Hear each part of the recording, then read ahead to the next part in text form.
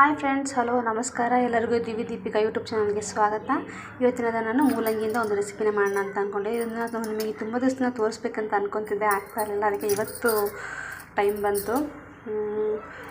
ನೀವು ಇಲ್ಲಿ ಉತ್ತರ ಕರ್ನಾಟಕದ ಕಡೆ ಎಲ್ಲ ಈ ಮೂಲಂಗಿ ಸೊಪ್ಪನ್ನು ಕೂಡ ಯಾರೂ ಬಿಸಾಕಲ್ಲ. ಇದರಿಂದ ಪಚಡಿ ಮಾಡ್ತಾರೆ. ಅಂದರೆ ಹಸಿದು ಸೊಪ್ಪೆಲ್ಲ ನೀಟಾಗಿ ಕ್ಲೀನ್ ಮಾಡಿ ತೊಗೊಂಡು, ಈ ದಂಟು ಬೇಕಾದವ್ರು ತೊಗೊತ ಏನಂದರೆ ಎಳೆ ಸೊಪ್ಪನ್ನೇ ತೊಗೊತಾರೆ. ತೊಗೊಂಡು ಸಣ್ಣಕ್ಕೆ ಹೆಚ್ಚಿ ಅದಕ್ಕೊಂಚೂರು ಖಾರದ ಪುಡಿ, ಗುರಾಳ ಪುಡಿ, ಉಪ್ಪು, ಸ್ವಲ್ಪ ಒಂದು ಇಷ್ಟ ಇದ್ದರೆ ಈರುಳ್ಳಿ ಇಷ್ಟು ಹಾಕ್ಕೊಂಡು ಸ್ವಲ್ಪ ಎಣ್ಣೆ ಹಾಕ್ಕೊಂಡು ಕೈಯಲ್ಲೇ ಸ್ವಲ್ಪ ಮಿಕ್ಸ್ ಮಾಡಿಕೊಂಡು ರೊಟ್ಟಿ ಜೊತೆಯಲ್ಲಿ ಹಸಿದೆ ತಿಂತಾರೆ. ಇಲ್ಲಾಂದರೆ ಕೆಲವೊಬ್ರು ಇದನ್ನು ಸಣ್ಣಕ್ಕೆ ಹೆಚ್ಚಿ ಒಗ್ಗರಣೆ ಹಾಕ್ಕೊಂಡು ಈರುಳ್ಳಿ, ಹಸಿಮೆಣ್ಸಿಕಾಯಿ ಇಲ್ಲ ಒಣಮೆಣ್ಸಿಕಾಯಿ ಒಗ್ಗರಣೆ ಹಾಕ್ಕೊಂಡು ಸೊಪ್ಪನ್ನು ಹಾಕಿ ಬಾಡಿಸಿ ಹಾಗೆ ತಿಂತಾರೆ.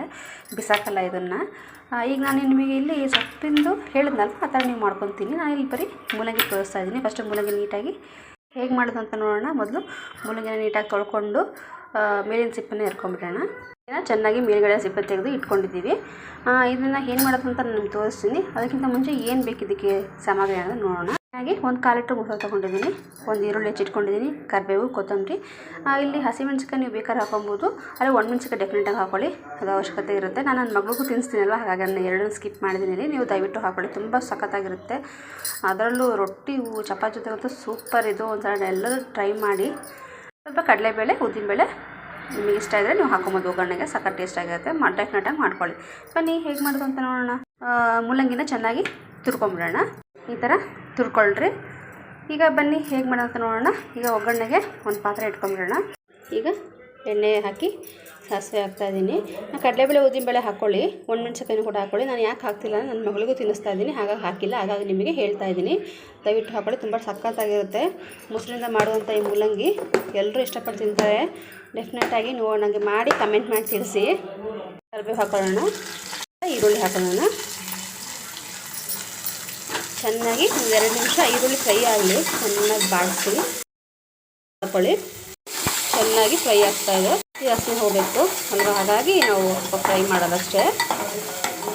ಫ್ರೈ ಆಗಿದೆ. ಈಗ ತುರಿದಿರೋ ಮೂಲಂಗಿ ಹಾಕೊಂಬಿಡೋಣ. ಮೂಲಂಗಿ ಹಾಕಿ ಒಂದು 2 ನಿಮಿಷ ಬೆಂದರೆ ಸಾಕು. ಮೂಲಂಗಿ ಎಣ್ಣೆಯಲ್ಲಿ, ಒಗ್ಗರಣೆಯಲ್ಲಿ ಒಂದು 2 ನಿಮಿಷ ಚೆನ್ನಾಗಿ ಫ್ರೈ ಮಾಡಿ. ನೋಡಿ, ಚೆನ್ನಾಗಿ ಮಿಕ್ಸ್ ಆಗಿದೆ. ಒಂದು 2 ನಿಮಿಷ ಆಗಲಿ, ಸ್ವಲ್ಪ ಹಸಿ ವಾಸನೆ ಹೋಗಲಿ ಅಂತ ಅಷ್ಟೇ. 1 ನಿಮಿಷ ಸ್ವಲ್ಪ ಫ್ರೈ ಆಗಲಿ. ಆಗಿದೆ. ಈಗ ಆಫ್ ಮಾಡ್ಕೊಂಬಿಡೋಣ. ಕೊತ್ತಂಬರಿ ಸೊಪ್ಪನ್ನ ಹಾಕೊಂಬಿಡೋಣ. ಇದೊಂದು ಸ್ವಲ್ಪ ಆರಿದ್ಮೇಲೆ ನಾವು ಮೊಸರನ್ನ ಹಾಕೋಣ. ಆಗಿದೆ. ಈಗ ನಾವು ಮೊಸರು ತೊಗೊಂಡಿದ್ವಲ್ಲ ಅದನ್ನು ಹಾಕ್ಕೊಳ್ಳೋಣ. 1/4 ಲೀಟ್ರ್ ಆಗಲಿಲ್ಲ, ಒಂದು 1/4 ಲೀಟ್ರಲ್ಲಿ ಅರ್ಧನಾರು ಹಾಕ್ಕೊಳ್ರಿ. ಹಾಕಿ ಮಿಕ್ಸ್ ಮಾಡ್ಕೊಂಬಿಟ್ರೆ ನಮ್ಮದು ಮೂಲಂಗಿದು ಮೊಸರುಗಾಯಿ ಪಚಡಿ ರೆಡಿ ಆಗಿಬಿಡುತ್ತೆ. ರೊಟ್ಟಿಗೆಲ್ಲ ಒಳ್ಳೆ ಕಾಂಬಿನೇಷನ್ ಮಾಡ್ಕೊತೀನಿ. ಡೆಫಿನೆಟಾಗಿ ತುಂಬ ಚೆನ್ನಾಗಿರುತ್ತೆ. ಆ ಒಣಮೆಣ್ಸಿಕಾಯಿ ಹಾಕ್ಕೊತಿರೋದು ಫ್ಲೇವರ್, ಖಾರ ಎಲ್ಲ ಬಿಟ್ಟಿರುತ್ತೆ, ತುಂಬ ಸಖತ್ತಾಗಿರುತ್ತೆ.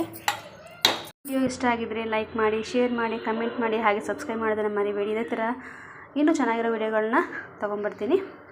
Thank you for watching.